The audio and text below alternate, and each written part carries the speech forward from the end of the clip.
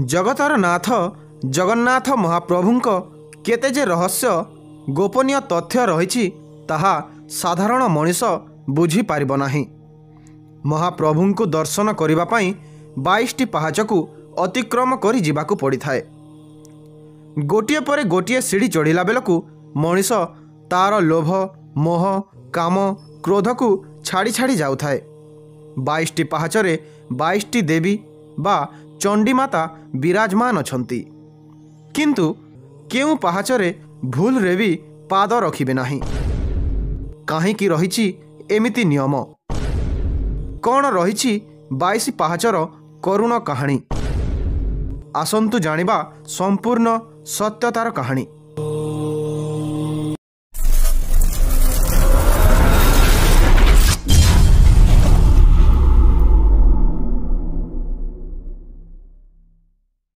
प्रभु श्री जगन्नाथंक मंदिर रे सिंह द्वार ठारू पूर्व बेढ़ा मध्य थिबा पहाच श्रेणी को 22 पहाच कहा जाए। भक्तगण एही 22 पहाच को अतिक्रम करि सारिबा परे महाप्रभुंक दर्शन लाभ करिथांती। महाप्रभु जगन्नाथ वर्षक थरे रथयात्रा समय रे एही 22 पहाच देई मंदिर बाहर को आसीथांती एवं समस्त जगत को दर्शन देइथांती। एही 22 पहाच निर्माण को नहीं एक किंबदंती मध्य रही। किंबदंती अनुसारे राजा भानुदेवंकर कौनसी पुत्र संतान नथिला। से अपुत्रिक थिबारु गोटिए पुत्र संतान प्राप्ति निमंते जम्बेश्वरंकु आराधना कले।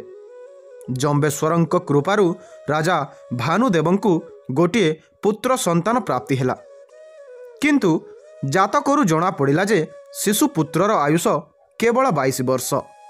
एसबु जानिबा परे राजा पुणी थरे जम्बेश्वरंकु ध्यान कले।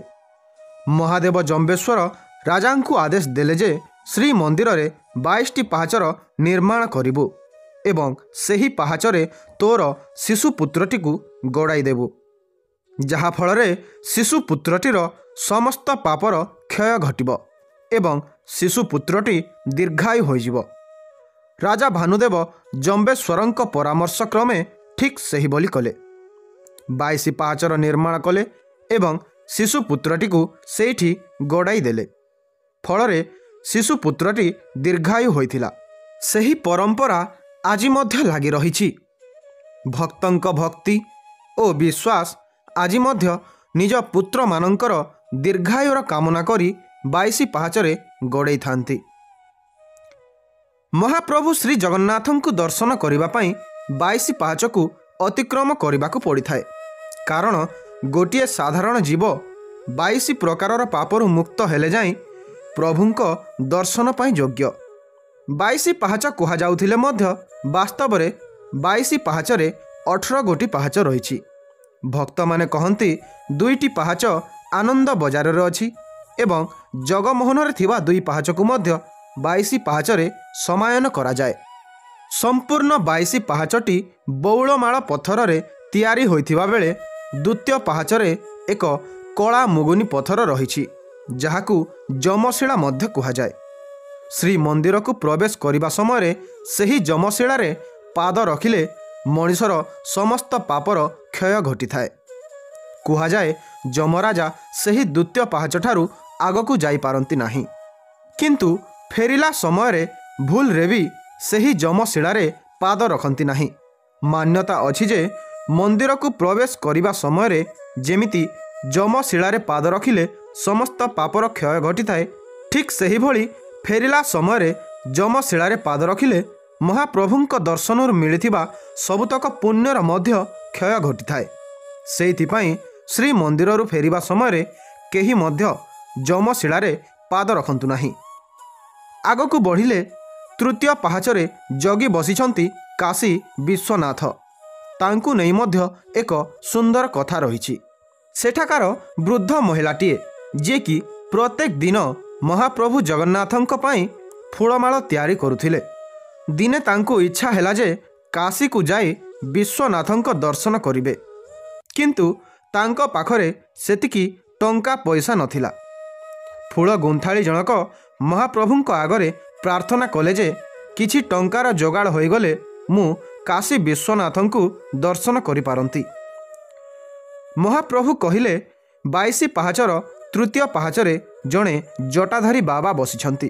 ତାଙ୍କୁ ଯାଇ ଟଙ୍କା ମାଗ, ସେ ତୁମକୁ ନିଶ୍ଚୟ ସାହାଯ୍ୟ କରିବେ। ସେହି ଫୁଳ ଗୁନ୍ଥାଳି ଜଣକ ତୃତୀୟ ପାହାଚକୁ ଯାଇ ସେହି ବାବାଙ୍କୁ କହିଲେ, ମୁଁ ବିଶ୍ୱନାଥଙ୍କ ଦର୍ଶନ ପାଇଁ କାଶୀ ଯିବାକୁ ଚାହୁଁଛି, ମୋତେ କିଛି ଟଙ୍କାର ସାହାଯ୍ୟ କରନ୍ତୁ। ବାବା ଜଣକ କହିଲେ, ପ୍ରଥମେ ତୁମେ ମୋ ପାଇଁ ଗୋଟିଏ କାମ କର। ତୁମେ ଯାଇ ମହାପ୍ରଭୁଙ୍କୁ ପଚାର, ମୁଁ ତୃତୀୟ ପାହାଚରୁ ଚତୁର୍ଥ ପାହାଚକୁ କେବେ ଯିବି? ମହାପ୍ରଭୁ କହିଲେ, ତୁମର ସେତିକି ପୁଣ୍ୟ ହୋଇନାହିଁ ଯେ ତୁମେ ଚତୁର୍ଥ ପାହାଚକୁ ଆସିପାରିବ। ଫୁଲ ଗୁନ୍ଥାଳିଠାରୁ ଏହା ଶୁଣି ବାବା କହିଲେ, ତୁମେ ଯାହାର ଦର୍ଶନ ପାଇଁ କାଶୀ ଯିବାକୁ ଚାହୁଁଛ, ମୁଁ ହେଉଛି ସେହି ବାବା ବିଶ୍ୱନାଥ। ତୁମର କେତେ ଭାଗ୍ୟ ଯେ ତୁମେ ପ୍ରତିଦିନ ମହାପ୍ରଭୁଙ୍କ ଦର୍ଶନ କରୁଛ ଏବଂ ତୁମେ ତିଆରି କରିଥିବା ମାଳାକୁ ମଧ୍ୟ ମହାପ୍ରଭୁ କେତେ ଖୁସିରେ ପରିଧାନ କରନ୍ତି। ମୁଁ କିନ୍ତୁ ତାଙ୍କର ଦର୍ଶନ କରିବା ପାଇଁ ଏଠାରେ ଜଗି ରହିଛି। ବର୍ଷକ ଥରେ ମାତ୍ର ମୋତେ ମହାପ୍ରଭୁଙ୍କ ଦର୍ଶନର ସୌଭାଗ୍ୟ ମିଳିଥାଏ। ତ ବନ୍ଧୁଗଣ, ଏହା ଥିଲା 22 ପାହାଚର କେତେକ ସୁନ୍ଦର ଓ ରହସ୍ୟମୟ କଥା। ଭିଡ଼ିଓଟି କେମିତି ଲାଗିଲା କମେଣ୍ଟ ମାଧ୍ୟମରେ ଜଣାନ୍ତୁ ଏବଂ ପ୍ରତ୍ୟେକ ସୋମବାର ସକାଳ 9ଟାରେ ଗୋଟିଏ ସୁନ୍ଦର କାହାଣୀ ଶୁଣିବା ପାଇଁ ଚ୍ୟାନେଲକୁ ମଧ୍ୟ ସବସ୍କ୍ରାଇବ୍ କରି ରଖିଥାନ୍ତୁ। Thank you. ଜୟ ମା ସମଲେଇ।